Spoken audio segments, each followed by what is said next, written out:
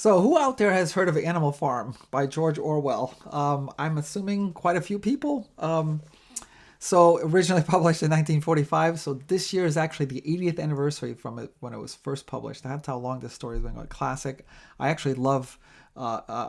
This is actually my favorite George Orwell book. I know he's probably more better known for his 1984 novel, but I like Animal Farm better.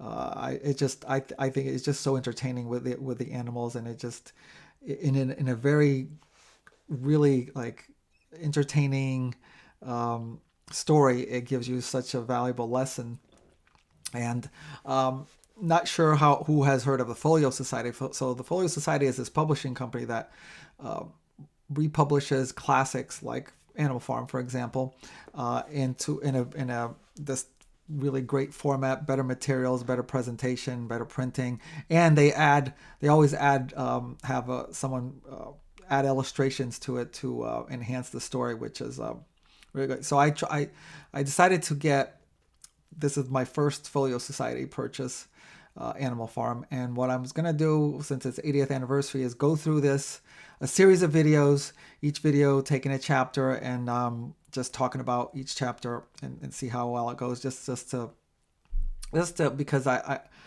just love this book so much that I wanted to just talk about it in general and just like do some short videos with each one for each chapter.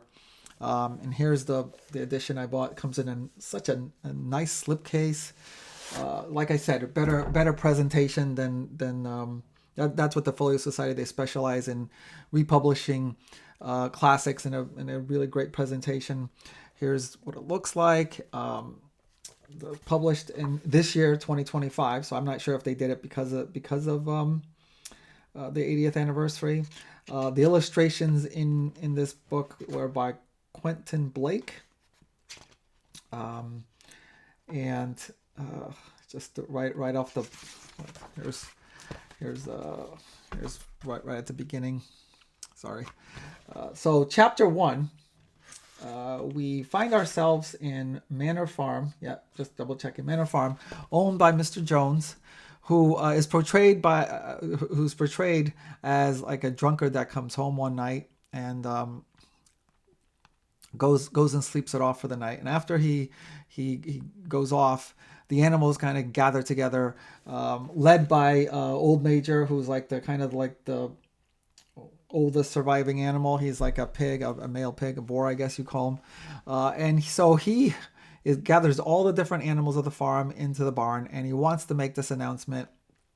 And it's basically, okay, he's like commiserating with the rest of the animals, and he's like saying, I've now reached at a point where I can see the end of my life coming. I'm relatively old, and he's trying to make it look like how wise he is, so that he can express to them what they need to do to improve their lives, because he pretty much goes over everything, how they lead miserable lives. They're only living just to serve human beings. Their whole life is just working for human beings, providing them food, doing work for them, and then even after they have outlived their usefulness, what Mr. Jones and all the human beings do who own farms just get rid of them, either kill them or just get rid of them altogether. They barely survive on just enough food that the humans give them. So it's a miserable life, basically a life of slavery, and he's trying to convince them that the only way out of this miserable life is that they all kind of get together and have a revolt against human beings, because the only way to improve their lives is to get rid of the human beings. And he even tells them of this dream that he had, where it's like it's a world without human beings. It's such a perfect world without human beings, because without them around, that all the animals kind of just live together. They share all the work equally among themselves. They get the same amount of food, the same amount of resources, and everybody just lives great. As long as humans are gone, it's a perfect ideal life. And obviously, Orwell, I'm going to look to see. The first chapter was like 9 pages, I think.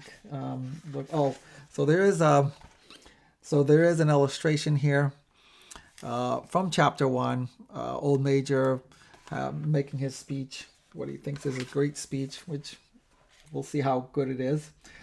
So George Orwell is obviously making a parallel here to the communist revolution in Russia. What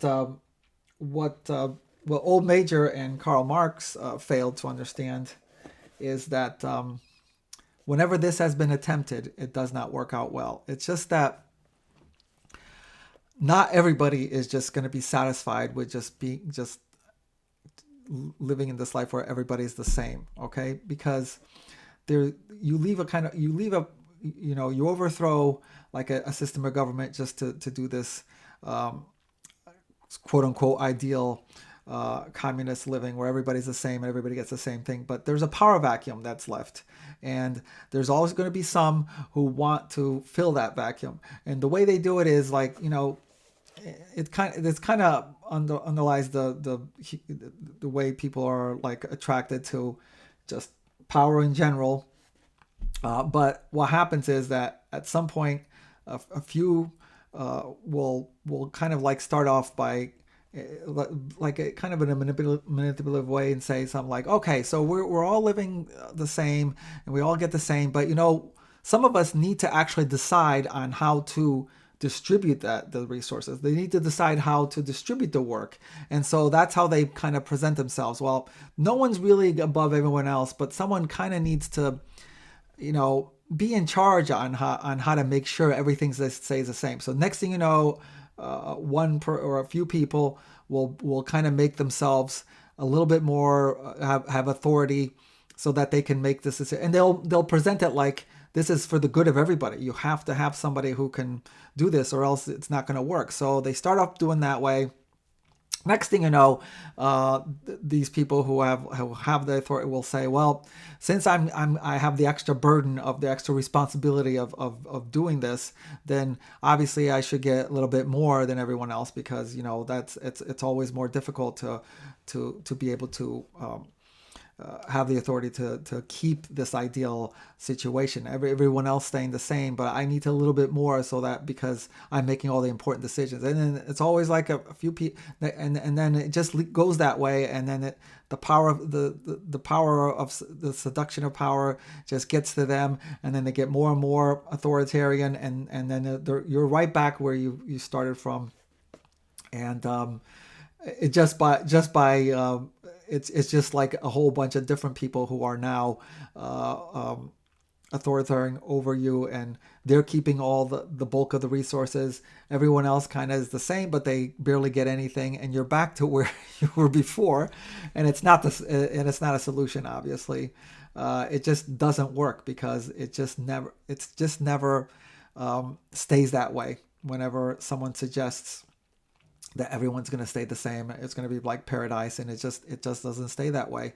And it winds up being going back to a totalitarian system where there's like a few people who want to lord it over everyone else, under the guise of having the responsibility to make sure everybody lives the same. But it doesn't work out that way. And so we'll see how it progresses in this story from a society of animals, which is what makes this entertaining. Like the way George Orwell portrays it is like he does it in such a very subtle way how things work out, but it's exactly how it happens in a communist type society whenever it's been attempted. And in the end, the people wind up being in much worse situation than they were before. So that's chapter 1.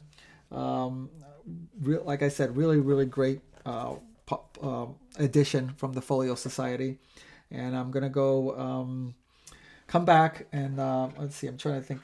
Is it 9 just trying to figure out how many. There's 10 chapters. So come back and do a series for each video. I'll do 1 chapter, 10 videos. And let me know in the comment section. Have you ever read Animal Farm? If not, I totally I can't give it the highest enough recommendation. It's a really quick read, and it's so entertaining the way George Orwell presents this really kind of bad situation when this is attempted in society. So let me know in the comments what you think. And thank you for watching, and I'll be back soon.